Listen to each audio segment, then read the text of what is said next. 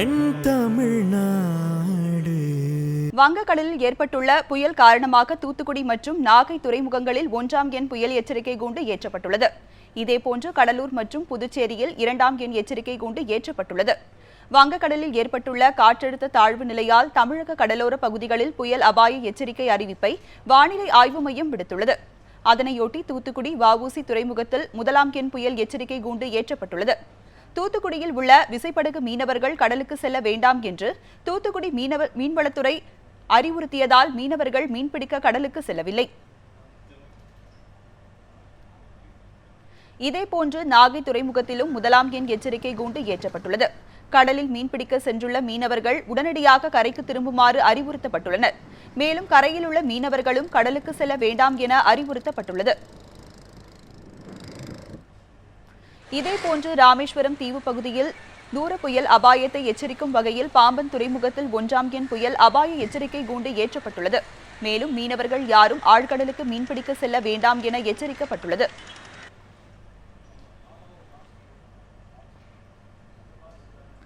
அண்டை மாநிலங்களில் நிகழ்த்தப்பட்ட குண்டுவெடிப்பு சம்பவங்களில் தொடர்புடையதாக மதுரையில் கைது செய்யப்பட்ட 4 பேரை தேசிய புலனாய்வு முகமை போலீசார் பெங்களூரு அழைத்து சென்றனர். ஆந்திரா, கேரளா, கர்நாடகா உள்ளிட்ட அண்டை மாநிலங்களில் நடந்த குண்டுவெடிப்புகள் தொடர்பாக மதுரையை சேர்ந்த தி பேஸ் மூவ்மெண்ட் அமைப்பை சேர்ந்த அப்பாஸ் அலி, சம்சூன், கரீம் ராஜா, அயூப் அலி மற்றும் சம்சுதீன் ஆகியோரை தேசிய புலனாய்வு போலீசார் கைது செய்தனர். அவர்களை பெங்களூருவில் உள்ள சிறப்பு நீதிமன்றத்தில் நாளை ஆஜர்படுத்த மேலூர் நீதிமன்றம் அனுமதி வழங்கியது. இதனையடுத்து இடையப்பட்டியில் உள்ள இந்தோ திபெத் எல்லை பாதுகாப்பு படை மையத்தில் வைத்திருந்த 4வரையும் தேசிய புலனாய்வு பிரிவு எஸ்பி பிரதீபா அம்பேத்கர் தலைமையிலான போலீசார் பலத்த பாதுகாப்புடன் பெங்களூரு அழைத்து சென்றனர். அப்போது 3 வாகனங்களில் துப்பாக்கி ஏந்திய சிறப்பு காவல்படை போலீசார் தமிழக எல்லை வரை சென்றனர். நாடு முழுவதும் உள்ள திரையரங்குகளில் படங்கள் திரையிடுவதற்கு முன்பு தேசிய கீதம் ஒளிபரப்ப வேண்டும் என்று உச்சநீதிமன்றம் உத்தரவிட்டுள்ளது. இதுகுறித்து நெல்லையில் உள்ள திரையரங்கு ஒன்றில் செய்தியாளர் சுடலைக்குமார் ரசிகர்களுடன் நடத்திய கலந்துரையாடலை பார்க்கலாம். இந்தியாவில் உள்ள அனைத்து திரையரங்குகளிலும் திரைப்படம் திரையிடுவதற்கு முன்பாக தேசிய கீதம் ஒளிபரப்ப வேண்டும் என்று உச்சநீதிமன்றமானது இன்று அதிரடியாக ஒரு உத்தரவு பிறப்பித்துள்ளது. அதாவது திரைப்படங்கள் திரையிடுவதற்கு முன்பதாக தேசிய கீதம் ஒளிபரப்பு செய்து திரையில் தேசிய கொடியை காண்பித்து அனைவரும் எழுந்து நின்று மரியாதை செலுத்த வேண்டும் என்று உச்சநீதிமன்றமானது இந்த உத்தரவு பிறப்பித்துள்ளது. மேலும் மத்திய அரசு உடனடியாக அனைத்து மாநிலங்களுக்கும் இந்த உத்தரவை பிறப்பிக்குமாறும் உத்தரவிட்டுள்ளது. இதனையடுத்து மத்திய அரசானது அனைத்து மாநிலத்தின் தலைமைச் செயலருக்கு சுற்றறிக்கை அனுப்பப்பட்டு இதனை அமல்படுத்துவதற்கு உத்தரவிட்டுள்ளது. இந்த தற்பொழுது நான் திருநெல்வேலி உள்ள ராம் திரையரங்கில் நின்று கொண்டிருக்கிறேன். இந்த திரையரங்கில் ரசிகர்கள் மத்தியில் எவ்வாறாக இந்த வரவேற்பு இருக்கிறது என்பது குறித்து நாம் கேட்கலாம். சார் வணக்கம். அதாவது உச்சநீதிமன்றம் உத்தரவு அதாவது திரைப்படங்கள் திரையிடுவதற்கு முன்பாக தேசிய கீதம் ஒளிபரப்புன்னு சொல்லியிருக்காங்க. இந்த உத்தரவு நீங்கள் எப்படி பார்க்குறீங்க? உத்தரவு கண்டிப்பாக நல்ல இது வரவேற்க வேண்டிய விஷயம் சார். அதாவது 1947 நம்ம சுதந்திரம் வாங்கினோம். சுதந்திரம் வாங்கிலேருந்து மக்களுக்கு இன்னும் யார் சுதந்திரம் வாங்கினா இந்த மூவர்ண கொடியுடைய நிலைமை என்ன, இந்த நாட்டில் தேசிய கீதம்னா என்னன்னு என்ன சில பேருக்கு தெரியும். ஆனால் இப்போ உள்ள ஜெனரேஷன் மக்களுடைய அமைப்பு அப்படி. அப்போ உள்ள காலம் வேறு, இப்போ உள்ள காலம் வேறு. இப்போ உள்ள பிள்ளைகளுக்கு சினிமாவில் நடிகரை பற்றியும் எல்லாத்தையும் பற்றி உடனே சொல்லிடுவான். ஆனால் இந்த தேசிய கீதம்னா என்ன, இந்த இதுனா என்னென்னா அந்த காலத்தில் ஒளிபரப்பு நைட்டில் கொடி பறக்கப்படாதுன்னு ஒரு ஆர்டர்லாம் சில வந்துச்சு. அதனால் நிப்பாட்டினாங்க. அது ஒரு இது இருக்குது அதெல்லாம் சொல்ல கவர்மெண்ட் கொடி நைட்டில் பறக்கப்படாது. ரூல்ஸ் அதான். காலையில் ஏற்றினா 6 மணிக்கு இறக்கிடணும். கலெக்டர் ஆஃபீஸில் அப்படி தான் செஞ்சுட்டு இருக்காங்க. நைட்டு இரவில் இந்த கொடி பறக்கும்போது இந்த பிரச்சனையை கொஞ்சம் இடையில எல்லா கவர்மெண்ட்லேயும் இது பண்ணாங்க, கொஞ்சம் ஆஃப் பண்ணிட்டாங்க. ஆனால் இப்போ இதை கொண்டு வந்திருக்க பற்றி சந்தோஷப்படணும், வரவேற்கணும். நிச்சயமாக எல்லா தேட்டரும் இது போடணும். இது அதாவது இதை இங்கே படம் பார்க்குற வர ரசிகர்கள் இது கண்டிப்பாக மரியாதை கொடுப்பாங்கன்னு நினைக்கிறேன். கண்டிப்பாக கொடுப்பாங்க சார். நம்ம கொண்டு வந்தோன்னா கண்டிப்பாக கொடுப்பாங்க. நம்ம போடலையே, கண்டிப்பாக இது கொண்டு வந்தீங்கன்னா நிச்சயமாக அதை வரவேற்பாங்க. நம்மளால் போட நிப்பாட்டிட்டாங்க. இப்போ கொடுத்தீங்கன்னா நிச்சயமாக அதுக்கு மரியாதை இருக்கும். கண்டிப்பாக செலுத்தணும், நம்ம மரியாதை செலுத்தணும். நம்ம நாட்டுக்கு தானே செலுத்தணும், அடுத்த நாட்டுக்கு இல்லையே. அதனால் கண்டிப்பாக செய்யணும். கண்டிப்பாக இதை குறித்து நம்மோட பேசுவதற்காக ரசிகர் ஒருவர் நம்மோட எனக்கு அவடம் கேட்கலாம். சார் சொல்லுங்கள், இந்த உத்தரவு நீங்கள் எப்படி பார்க்குறீங்க? வரவேற்கத்தக்கது தான் சார். இது கடைபிடிக்கலாம், எல்லோரும் கடைபிடிக்கலாம். நீங்கள் சொல்லுங்கள். கண்டிப்பாக போடக்கூடிய ஒரு விஷயம். ஏன்னா சிலருக்கு தேசிய தான் என்னென்னே மறந்துருக்கும். இது போட்டால் கொஞ்சம் இருக்கு ஞாபகம் வரும். குடியார இந்த மாதிரி இருக்கவங்க கொஞ்சம் திருந்துவான். ஒன்றும் வர்றதுக்கு கண்டிப்பாக வரவேற்கக்கூடியது. அதாவது பல்வேறு அரசியல் நிகழ்ச்சிகளில் ஒளிபரப்பக்கூடிய இந்த தேசிய கீதமானது தற்பொழுது திரையரங்குகளிலும் ஏற்கனவே திரையரங்குகளில் இதுபோன்ற தேசிய கீதம் ஒளிபரப்பாகின்ற இந்த சூழலில் தற்பொழுது அனைத்து திரையரங்களும் ஒளிபரப்ப வேண்டும் என்று உச்சநீதிமன்றம் அறிவித்த இந்த அறிவிப்பானது ரசிகர்கள் மத்தியில் வரவேற்பை பெற்றுள்ளது.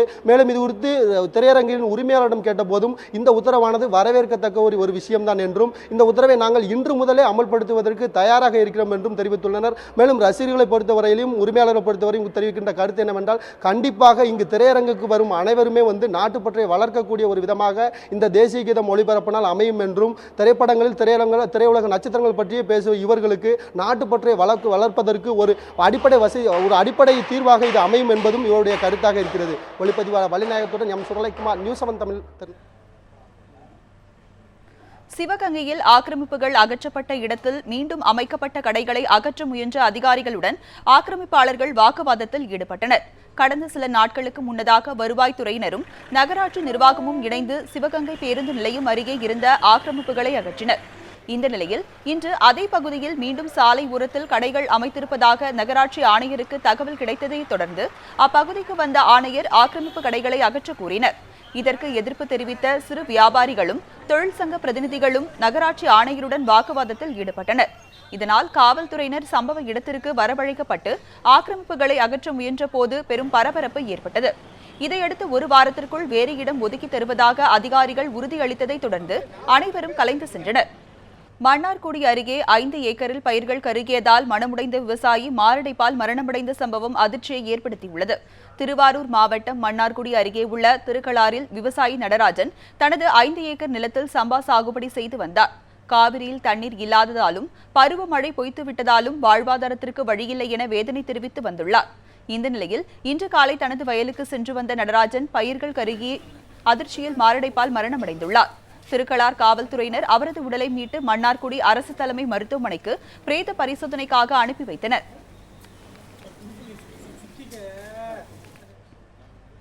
தற்கொலை செய்து கொண்ட 18 விவசாயிகளுக்கும் கருகிய பயிர்களுக்கும் அஞ்சலி செலுத்தி விவசாயிகள் குறை தீர்க்கும் நாள் கூட்டத்தில் இருந்து தஞ்சை விவசாயிகள் வெளிநடப்பு செய்தனர். தஞ்சாவூர் மாவட்ட விவசாயிகள் குறை தீர்க்கும் கூட்டம் மாவட்ட ஆட்சியர் அண்ணாதுரை தலைமையில் நடைபெற்றது. இந்த கூட்டத்தில் பங்கேற்ற தமிழக விவசாயிகள் சங்கத்தினர் கருகிய பயிர்களுடன் ஆட்சியரை முற்றுகையிட்டதுடன் கருகிய பயிர்களை அரசு அதிகாரிகள் பார்வையிட வேண்டும் என கோரிக்கை வைத்தனர். இதேபோல் காவிரி விவசாயிகள் பாதுகாப்பு சங்கத்தினர் டெல்டா மாவட்டங்களை வறட்சி மாவட்டமாக அறிவிக்க வேண்டும் என பதாகையை கழுத்தில் அணிந்தபடி வந்து காவிரி மேலாண்மை வாரியம் அமைக்காத மத்திய அரசை கண்டித்தனர். பின்னர் வெளிநடப்பு செய்த அனைத்து விவசாயிகளும் உடனடியாக சிறப்பு சட்டமன்ற கூட்டத்தை கூட்ட வேண்டும் எனவும் கோரிக்கை விடுத்துள்ளனர். காவிரி டெல்டா மாவட்டங்களில் இன்றைக்கு விவசாயிகளுடைய தற்கொலை தொடர்ந்து கொண்டே இருக்கிறது. இதை தடுப்பதற்கான எந்த விதமான நடவடிக்கையும் மத்திய மாநில அரசுகள் இதுவரை எடுக்காததை கண்டித்து நடைபெறுகின்ற தற்கொலையை உடனடியாக தடுத்த கோரியும் காவிரி மேலாண்மை வாரியம் அமைத்திட கோரியும் தஞ்சை மாவட்டத்தில் இருக்கின்ற அனைத்து விவசாயிகளும் இன்றைக்கு தஞ்சை மாவட்ட ஆட்சி நடத்துகின்ற விவசாயிகள் குறைதீர் கூட்டத்தில் இருந்து வெளிநடப்பு செய்திருக்கின்றோம். திட்டக்குடி இந்தியன் வங்கியில் பணம் தராதால் வாடிக்கையாளர்கள் சாலை மறியலில் ஈடுபட்டனர். கடலூர் மாவட்டம் திட்டக்குடி இந்தியன் வங்கி வாடிக்கையாளர்கள் வங்கி திறக்கும் முன் 7 மணி முதல் வரிசையில் பணம் எடுக்க காத்திருந்தனர். நண்பகல் 12:30 மணி வரை வாடிக்கையாளர்களுக்கு பணம் தரவில்லை. வங்கிக்கு பணம் வராதால் ஒருவருக்கு கூட பணம் வழங்கப்படவில்லை. இதனால் ஆத்திரமடைந்த வாடிக்கையாளர்கள் வங்கியை முற்றுகையிட்டனர். பின்னர் திட்டக்குடி ராமநத்தம் நெடுஞ்சாலையில் திடீர் சாலை மறியலில் ஈடுபட்டனர். அதிகாரிகள் சமரச பேச்சுவார்த்தையில் ஈடுபட்டதை அடுத்து போராட்டத்தை பொதுமக்கள் கைவிட்டனர்.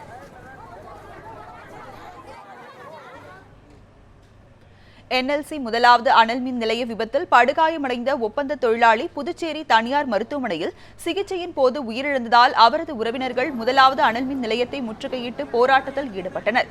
கடலூர் மாவட்டம் கோட்டகம் கிராமத்தை சேர்ந்த வினோத்குமார் நெய்வேலி NLC முதலாவது அனல் மின் நிலையத்தில் வீடு நிலம் கொடுத்ததன் அடிப்படையில் தற்காலிக பராமரிப்பு பணியில் ஒப்பந்த தொழிலாளியாக பணியாற்றி வந்தார்.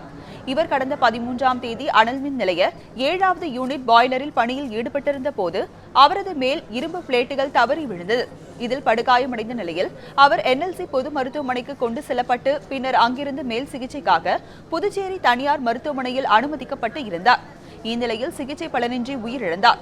இதனால் அவரது உறவினர்கள் NLC முதலாவது அனல்மின் நிலையத்தை முற்றுகையிட்டு போராட்டத்தில் ஈடுபட்டனர். அவரது குடும்பத்திற்கு நிரந்தர வேலையும் நஷ்ட ஈடும் வழங்க வேண்டும் என கோரிக்கை விடுத்துள்ளனர். காலில் விழுந்து ஆக்சிடென்ட் ஆகிடுங்க. அப்போ இவங்க ரெஃபர் பண்ணி என்எல்சி இதுக்கு அனுப்புகிறாங்க, என்எல்சி ஹாஸ்பிட்டலுக்கு. அங்கேருந்து அவங்க ரெஃபர் பண்ணி பெம்ஸுக்கு அனுப்புகிறாங்க. அங்கே ட்ரீட்மெண்ட் பண்ணிகிட்டு இருக்கும்போது இன்றைக்கி காலைல 4 மணிக்கு செத்துட்டாருன்னு எங்களுக்கு செய்தி வந்துருங்க. நாங்கள் உடனே அவருக்கு நஷ்டம் அவங்க குடும்பத்தில் ஒருத்தருக்கு வேலை வாய்ப்புன்னு கேட்டு இப்போ கவர்மெண்ட் கேட்டுக்கு முன்னால் முற்றுகை போராட்டம், அவங்க சொந்தக்காரங்க ஊரார்கள்லாம் இருந்து நாங்கள் முற்றுகை போராட்டம். எல்லை தாண்டி மீனவர்கள் மீன்பிடித்தால் 30 லட்சம் ரூபாய் முதல் 17 கோடி ரூபாய் வரை அபராதம் விதிக்கப்படும் என்றும் மீனவர்களின் படகுகள் பறிமுதல் செய்யப்படும் என்றும் தெரிவித்த இலங்கை மீன்வளத்துறை அமைச்சருக்கு தமிழக மீனவர்கள் கண்டனம் தெரிவித்துள்ளனர். கடந்த சில தினங்களுக்கு முன்பு செய்தியாளர்களிடம் பேசிய இலங்கை மீன்வளத்துறை அமைச்சர் ராஜிதா சேனரத்னே, இலங்கை எல்லையில் இந்திய மீனவர்கள் வந்தால் அவர்கள் மீது கடும் நடவடிக்கை எடுப்பதுடன் 30 லட்சம் ரூபாய் முதல் 17 கோடி ரூபாய் வரையில் அபராதம் விதிக்கப்படும் என தெரிவித்தார். மேலும் படகும் பறிமுதல் செய்யப்படும் என்ற அவரின் பேச்சு தமிழக மீனவர்களிடையே அதிர்ச்சியை ஏற்படுத்தியுள்ளது. கடலில் ஏற்படும் காற்றோட்டம் மற்றும் இதர இயற்கை காரணங்களால் எல்லை தாண்டி விடுவது என்பது இயல்பானது என்றும் இலங்கை அமைச்சரின் தற்போதைய அறிவிப்பு தங்களை கடும் இன்னல்களுக்கு உள்ளாக்கியுள்ளதாகவும் மீனவர்கள் தெரிவித்துள்ளனர். எனவே மீனவர்களின் வாழ்வாதாரத்திற்கு உரிய நடவடிக்கையை மத்திய அரசு எடுக்க வேண்டும் என மீனவர்கள் கோரிக்கை விடுத்துள்ளனர். போலி ஆவணங்கள் மூலம் சிம் கார்டு வாங்கிய வழக்கில் கைது செய்யப்பட்ட மாவோயிஸ்டுகள் பொள்ளாச்சி நீதிமன்றத்தில் ஆஜர்படுத்தப்பட்டனர். கோவை கருமத்தம்பட்டியில் பதுங்கியிருந்த மாவோயிஸ்டுகள் ரூபேஷ், சைனி, அனுப் மேத்யூ, ஜார்ஜ் ஆகியோர் போலீசாரால் கைது செய்யப்பட்டு கோவை மத்திய சிறையில் அடைக்கப்பட்டுள்ளனர். அவர்கள் பொள்ளாச்சி பகுதியில் பல்வேறு போலி ஆவணங்கள் பயன்படுத்தி சிம் கார்டு வாங்கியதாக பொள்ளாச்சி போலீசார் வழக்கு பதிவு செய்துள்ளனர். இந்த நிலையில் கோவை மத்திய சிறையில் அடைக்கப்பட்டிருந்த மாவோயிஸ்டுகளை நீதிமன்றத்தில் ஆஜர்படுத்த காவல்துறை பாதுகாப்புடன் வேன் மூலம் பொள்ளாச்சிக்கு அழைத்து வந்தனர். பின்னர் பொள்ளாச்சி 2வது நடுவர் நீதிமன்றத்தில் ஷைனி மற்றும் அனுப் மேத்யூ, ஜார்ஜை ஆஜர்படுத்தினர். இதேபோல் ரூபேஷை 1வது நடுவர் நீதிமன்றத்தில் ஆஜர்படுத்தினர். வரும் 14ஆம் தேதிக்கு வழக்கை ஒத்திவைத்து நீதிபதி உத்தரவிட்டார். தருமபுரி காப்புக்காட்டில் வனவிலங்கு வேட்டையாட சென்ற நபர் துப்பாக்கி குண்டு பாய்ந்து பலியான சம்பவம் அங்கு பெரும் பரபரப்பை ஏற்படுத்தியுள்ளது. தருமபுரி மாவட்டம் பாளையம் புதூர் பகுதியைச் சேர்ந்த முருகேசன் தனது நண்பர்கள் சிலருடன் வனவிலங்குகளை வேட்டையாட நாட்டு துப்பாக்கியுடன் சென்றதாக கூறப்படுகிறது. இதில் எதிர்பாரா விதமாக துப்பாக்கி வெடித்ததில் முருகேசன் உடலில் குண்டு பாய்ந்து படுகாயம் ஏற்பட்டுள்ளது. இதனால் அதிர்ச்சியடைந்த முருகேசனின் நண்பர்கள் காவல்துறை மற்றும் வனத்துறைக்கு தெரியாமல் முருகேசனுக்கு மருத்துவ சிகிச்சை அளிக்க முயற்சித்துள்ளனர். ஆனால் அந்த முயற்சி பயனளிக்காமல் முருகேசன் உயிரிழந்துள்ளார். இதனையடுத்து அவர்கள் முருகேசன் உடலை அவரது வீட்டில் ஒப்படைத்துவிட்டு தலைமறைவானதாக கூறப்படுகிறது. தகவலறிந்து வந்த தோப்பூர் காவல்துறையினர் இறந்த முருகேசன் உடலை மீட்டு தருமபுரி அரசு மருத்துவக் கல்லூரி மருத்துவமனைக்கு பிரேத பரிசோதனைக்காக அனுப்பி வைத்தனர். கரூரில் உள்ள தனியார் மருத்துவமனை ஸ்கேன் மையங்களில் அரசு மருத்துவ அதிகாரிகள் தலைமையில் திடீர் சோதனை நடைபெற்றது. கரூரில் உள்ள ராமானுஜம் தெருவில் தனியார் மருத்துவமனை ஸ்கேன் மையத்தில் மாவட்ட மருத்துவ பணிகள் இணை இயக்குநர் ராமராஜ் மற்றும் காவல்துறை டிஎஸ்பி நரசிம்மவர்மன் உள்ளிட்ட அதிகாரிகள் குழு திடீர் சோதனை மேற்கொண்டனர். இம்மையத்தில் 1 மணி நேரம் நடைபெற்ற இந்த சோதனையில் கடந்த ஓராண்டில் எவ்வளவு பேருக்கு ஸ்கேன் செய்யப்பட்டுள்ளது என்பது குறித்து விசாரணை நடத்தினர். சோதனைக்கு பின்னர் கரூர் மாவட்ட மருத்துவ பணிகள் இணை இயக்குநர் ராமராஜ் செய்தியாளர்களிடம் பேசிய போது, கரூர் மாவட்டத்தில் கடந்த 2016ஆம் ஆண்டு ஆண் பெண் குழந்தைகள் பிறப்பு குறித்த கணக்கெடுப்பில் 1000 குழந்தைகளுக்கு 882 பெண் குழந்தைகள் மட்டுமே பிறந்துள்ளதால் இந்த சோதனை நடைபெற்று வருவதாகவும் மாவட்டம் முழுவதும் தொடர்ந்து சோதனை நடத்தப்படும் எனவும் தெரிவித்தார். திமுக தலைவர் கருணாநிதி, பொருளாளர் ஸ்டாலின் மற்றும் அழகிரி ஆகியோர் சென்னை கோபாலபுரம் இல்லத்தில் 1 மணி நேரம் ஆலோசனை நடத்தினர். திமுக தலைவர் கலைஞர் கருணாநிதி கடந்த சில நாட்களாக உடல்நலக்குறைவு காரணமாக நிகழ்ச்சிகளில் கலந்து கொள்ளாமல் ஓய்வெடுத்து வருகிறார். இந்நிலையில் கடந்த 2014ஆம் ஆண்டு கட்சியிலிருந்து நீக்கப்பட்ட அழகிரி தன்னை மீண்டும் திமுகவில் சேர்த்துக் கொள்ள வேண்டும் என கருணாநிதியிடம் வலியுறுத்தி வந்ததாக கூறப்படுகிறது. இந்நிலையில் இன்று காலை கோபாலபுரத்திற்கு காலை 11:45 மணி அளவில் வந்த அழகிரி கருணாநிதியை சந்தித்து பேசினார். இதன்பின் திமுக பொருளாளர் ஸ்டாலின் 12 மணி அளவில் அங்கு வந்தார். அவரிடம் கருணாநிதி தனியாக ஆலோசனை நடத்தினார். தன்னுடைய உடல்நிலை காரணமாக தலைவர் பதவி அல்லது அதற்கு இணையான பதவியை ஸ்டாலினுக்கும், அழகிரியை மீண்டும் கட்சியில் இணைத்து தென்மண்டல அமைப்பு செயலாளர் பதவியை மீண்டும் வழங்குவது தொடர்பாகவும் ஆலோசித்ததாக கூறப்படுகிறது. இந்த ஆலோசனை கூட்டம் சுமார் 1 மணி நேரம் நீடித்துள்ளது. கட்சியில் பதவிகள் வழங்குவது தொடர்பாக இது முதல்கட்ட ஆலோசனைதான் என்றும் மீண்டும் அடுத்த மாதம் முக்கிய ஆலோசனை நடைபெறும் என்றும் அப்போது செயற்குழு பதவிகள் குறித்த அறிவிப்புகள் வெளியாகும் எனவும் எதிர்பார்க்கப்படுகிறது. இதனிடையே பொருளாளர் பதவிக்கு ஏவா வேலு அல்லது ஐ பெரியசாமி நியமிக்கப்படலாம் என்றும், மேலும் இந்த பதவிக்கு கனிமொழி தரப்பிலும் அழுத்தம் கொடுக்கப்பட்டு வருவதாகவும் தகவல்கள் தெரிவிக்கின்றன.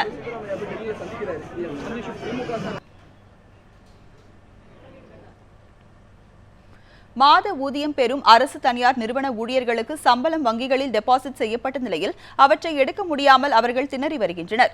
இதனால் பல்வேறு இடங்களில் பொதுமக்கள் நீண்ட வரிசைகளில் காத்திருக்கின்றனர். இது தொடர்பாக திருச்சியில் இருந்த செய்தியாளர் அருண்குமாரிடம் கேட்கலாம். அருண்குமார், திருச்சியில தற்போது சூழ்நிலை எப்படி இருக்கிறது? அது மட்டும் இல்லாமல் சம்பள பணத்தை எடுப்பது தொடர்பாக வங்கிகள் தரப்புல ஏதாவது அறிவிப்பு வெளியிடப்பட்டிருக்கா?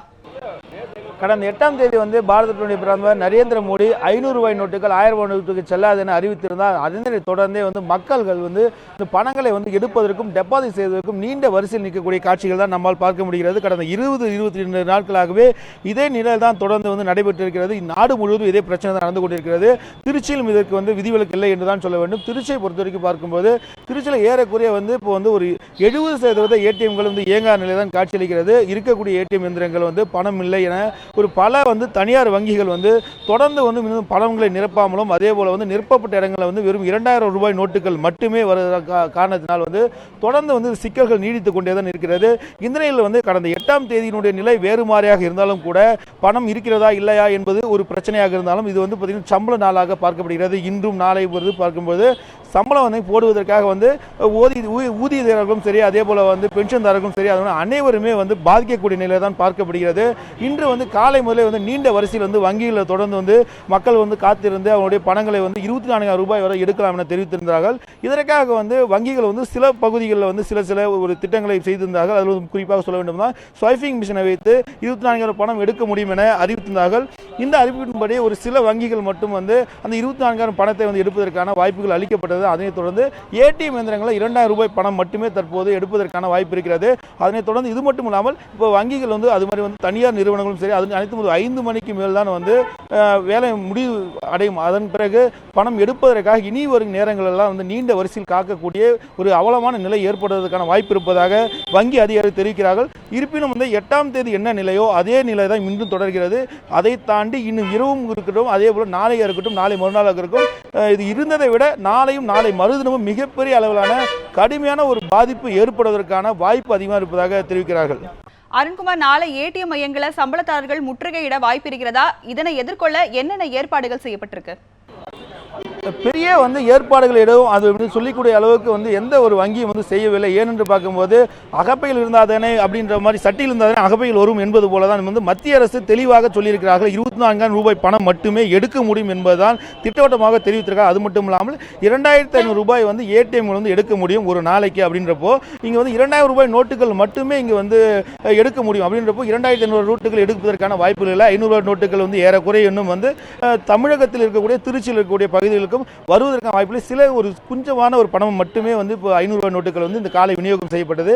அதுதான் தற்போது நிலையாக இருக்கிறது. ஆனால் நாளை முழுமையாக பணங்களை எடுப்பதற்காகவும் வாடகை கட்ட வேண்டும், பால் பாக்கி கொடுக்க வேண்டும், இது மாதிரி மளிகை ஜாமங்கள் வாங்க வேண்டும், பிள்ளைக்கு பீஸ் கட்ட வேண்டும் என பல பிரச்சனைகளை நாடி மட்டும்தான் மக்கள் வந்து கொண்டிருக்கிறார்கள். 24,000 ரூபாய் பணம் என்பது பத்தாது என்பது. ஏன்னா ஒரு வாரத்துக்கு 24,000 ரூபாய் மட்டுமே எடுக்க முடியும். ஒரு 50,000 ரூபாய் சம்பளம் வாங்குவார்கள் ஒரு 40,000 அவர் தேவை இருக்கும் பட்சத்தில் 10,000 தான் சேமிப்பார்கள். இப்போ இந்த நிலையில் பார்க்கும்போது 24,000 ரூபாய் மட்டும் எடுத்து இந்த ஒரு வாரத்தை எப்படி ஓட்ட முடியும் என்பதுதான் ஒரு பிரச்சனை இருக்கிறது. நாளை மறுதினம் என்பது இன்னும் அதிகமான கூட்டங்கள் வர வாய்ப்பு இருக்குது. இப்போ இன்னும் சற்று நேரத்தில் பார்க்கும்போது முன்புக்கும் இப்பவும் பார்க்கும்போது அதிகமான கூட்டங்கள் வருவதற்கான வாய்ப்பு இருக்கிறது. ஏனென்றால் வங்கிகள் முடிந்தும் அதே மாதிரி வேலைகளை முடிந்தும் இனி வரும் நேரங்களில் தான் மக்கள் வருவதற்கான வாய்ப்பு அதிகமாக இருக்கிறது. பண மோசடி வழக்கில் கைது செய்யப்பட்ட வேந்தர் மூவிஸ் மதனை திருப்பூரில் தங்கியிருந்த அவர் வீட்டிற்கு அழைத்து சென்று மத்திய குற்றப்பிரிவு போலீசார் விசாரணை நடத்தினர். மருத்துவ படிப்பிற்கு சீட் வாங்கி தருவதாக கூறி பல மாணவர்களிடம் சுமார் 85 கோடி வரை மோசடி செய்ததாக குற்றச்சாட்டு எழுந்ததை அடுத்து 6 மாதங்களாக வேந்தர் மூவிஸ் மதன் தலைமறைவாக இருந்தார்.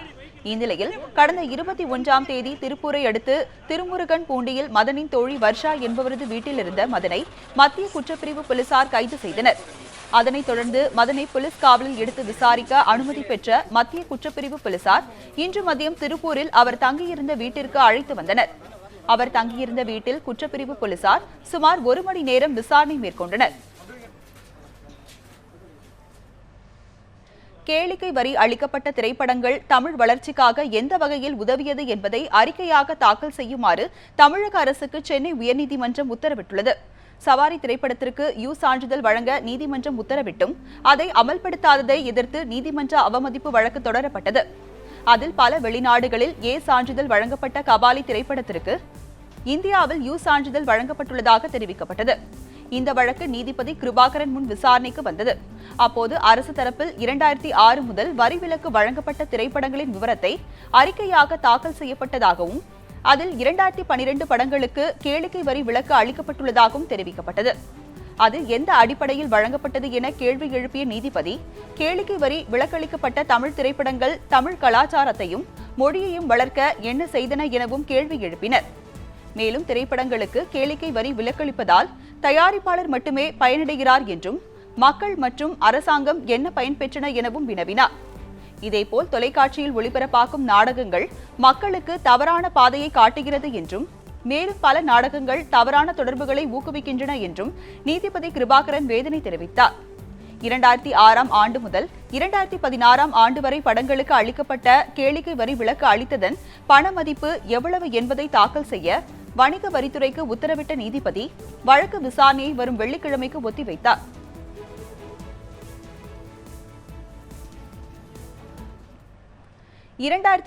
ஆண்டு முதல் சென்னை மாநகராட்சி கவுன்சிலர்களாக இருந்தவர்களின் சொத்து விவரங்களை தாக்கல் செய்ய மாநில தேர்தல் ஆணையத்துக்கு சென்னை உயர்நீதிமன்றம் அதிரடியாக உத்தரவிட்டுள்ளது. சென்னை ஈஞ்சம்பாக்கத்தை சேர்ந்த பொன் தங்கவேலு என்பவர் உயர்நீதிமன்றத்தில் தொடர்ந்த வழக்கில் இவ்வாறு உத்தரவிடப்பட்டுள்ளது. சென்னையில் கடந்த ஆண்டு நவம்பர் மற்றும் டிசம்பர் மாதங்களில் பெய்த கனமழை மற்றும் வெள்ள பாதிப்புகளுக்கு இழப்பீடு வழங்கும்படி சென்னை மேயர், மாநகராட்சி ஆணையர் ஆகியோருக்கு கோரிக்கை மனு கொடுத்ததாகவும், ஆனால் மாநகராட்சிக்கு போதிய வருவாய் இல்லை என கூறி தனது மனு நிராகரிக்கப்பட்டதாகவும் பொன் தங்கவேலு தனது மனுவில் குறிப்பிட்டிருந்தார். மேலும் மாநகராட்சி கவுன்சிலர்களின் சொந்த விருப்பு வெறுப்பின் அடிப்படையில் நிவாரணம் வழங்குவது முடிவு செய்யப்படுவதாகவும் குற்றம் சாட்டியிருந்தார். மேலும் தங்கள் பகுதியில் சென்னை மாநகராட்சியின் 196வது வார்டு கவுன்சிலர் அண்ணாமலைக்கு சொந்தமாக 12 பங்களாக்கள் இருப்பதாகவும், அந்த சொத்துக்களுக்கு 55 முதல் 110 ரூபாய் மட்டுமே சொத்து வரி விதிக்கப்பட்டதாகவும் தனது மனுவில் சுட்டிக்காட்டியிருந்தார். மேலும் இவ்வாறு வரி வசூலில் பாரபட்சம் காட்டப்படுவதால் தான் மாநகராட்சியின் வருவாய் குறைவானதாக தனது மனுவில் சுட்டிக்காட்டியுள்ள பொன் தங்கவேலு, கவுன்சிலர் அண்ணாமலையின் சொத்துக்களை மறு ஆய்வு செய்து சட்டப்படி தகுந்த வரியை நிர்ணயம் செய்ய சென்னை மாநகராட்சி ஆணையருக்கு உத்தரவிட வேண்டும் எனவும் கோரியிருந்தார். இந்த மனு நீதிபதி என் கிருபாகரன் முன்பு இன்று விசாரணைக்கு வந்தது. அப்போது கவுன்சிலர் அண்ணாமலையின் 12 வீடுகளின் புகைப்படங்களையும் மனுதாரர் நீதிமன்றத்தில் தாக்கல் செய்தார். அவற்றை ஆய்வு செய்த நீதிபதி 2006 ஆண்டு முதல் நடந்த மாநகராட்சி தேர்தலில் வெற்றி பெற்ற கவுன்சிலர்கள் தங்களது வேட்புமனுவுடன் தெரிவித்த சொத்து விவரங்களை வரும் வெள்ளிக்கிழமைக்குள் தமிழ்நாடு மாநில தேர்தல் ஆணையம் தாக்கல் செய்ய வேண்டும் என உத்தரவிட்டார். ஆனால் மாநில தேர்தல் ஆணையம் தரப்பில் கூடுதல் கால அவகாசம் கோரப்பட்டது. இதனையடுத்து நீதிபதி கிருபாகரன் 196வது வார்டு கவுன்சிலர் அண்ணாமலையின் சொத்து கணக்கை வரும் வெள்ளியன்று தாக்கல் செய்ய வேண்டும் எனவும், பிறரின் சொத்து கணக்கை பின்னர் நீதிமன்றத்தில் தாக்கல் செய்ய உத்தரவிட்டார். மேலும் இந்த வழக்கின் விசாரணையை டிசம்பர் 2ஆம் தேதிக்கு நீதிபதி ஒத்திவைத்தார்.